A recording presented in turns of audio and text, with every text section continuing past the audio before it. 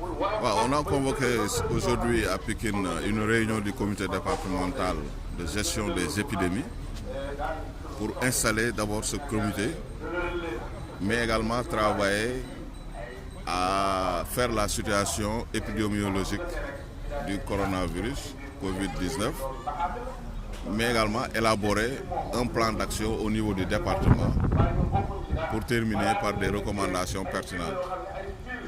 Donc nous avons profité de cette rencontre pour mieux faire connaître la situation de cette épidémie. Après la confirmation du premier cas, il était nécessaire de changer, mais d'adapter la stratégie au niveau du Sénégal. On est passé d'une stratégie de prévention à une posture de lutte contre la propagation de ce virus appelé coronavirus. Il nous fallait donc nous réajuster et je crois que le plan d'action contient des activités qui, si elles sont déroulées correctement, pourraient nous valoir des résultats, à savoir stopper net la propagation de ce virus au niveau du département de Pékin.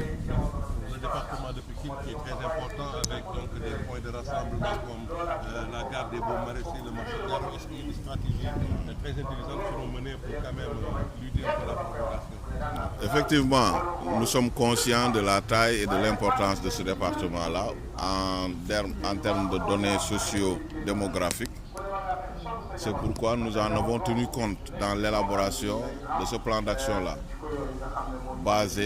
axé sur 5 axes stratégiques, à savoir la coordination, l'orientation des acteurs, mais également avec une part importante dans les activités d'information, d'éducation et de communication pour un changement de comportement.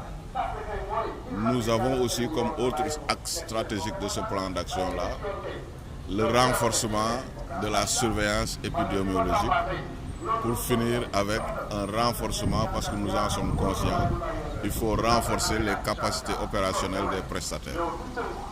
Dans cet ordre d'idée-là, il y a différentes activités qui sont prévues et programmées dans ce plan d'action-là, à savoir des rencontres de sensibilisation au niveau des points de grand rassemblement. Vous l'avez cité, le département de Pékin abrite la gare des Baux Maraîchers et les membres de ce comité-là de gestion des épidémies au niveau département, nous envisageons très rapidement d'y effectuer une rencontre de sensibilisation pour pouvoir, dans un premier temps,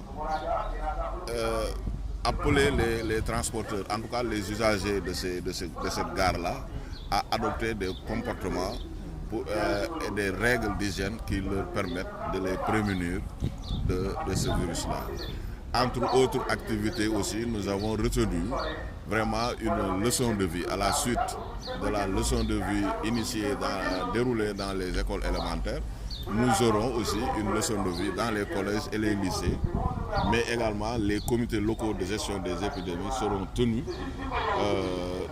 illico dans les jours à venir pour carrément se mettre à l'œuvre pour pouvoir dérouler ce plan d'action-là qui vraiment a été validé à l'unanimité et nous permettra quand même de bien positionner sur la riposte. Alors, le président a annoncé le report de certaines activités le plénier du 17 mars, mais aussi les activités concernant la célébration de la journée du 8 mars. Est-ce que vous aussi vous allez dans ce sens, après qu'il n'y aura pas d'activité qui va congeler des rassemblements? En tout cas, le président de la République a donné l'alerte et a donné le signal.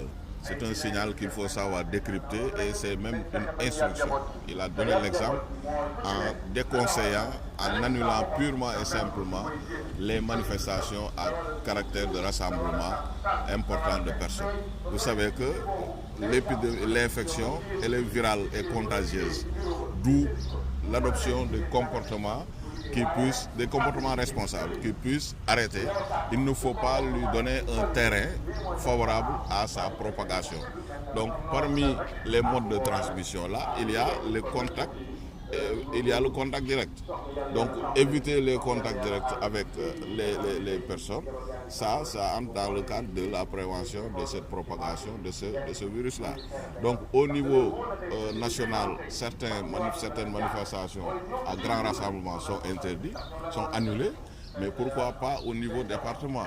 Nous n'en avons pas la prétention d'annuler tous les grands rassemblements, mais on a déconseillé vivement aux populations de fréquenter des manifestations avec des grands rassemblements. Et je crois qu'aussi nous allons nous y atteler à surveiller les populations et à les déconseillant de se rassembler par dizaines, voire des milliers de personnes.